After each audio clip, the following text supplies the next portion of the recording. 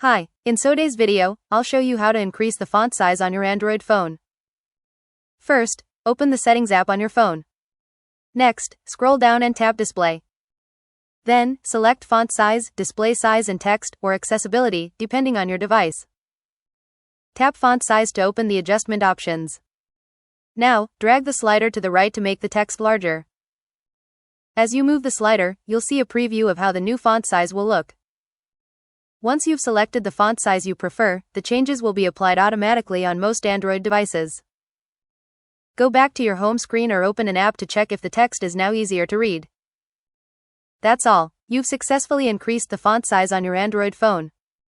Happy watching. Don't forget to subscribe for more tutorials.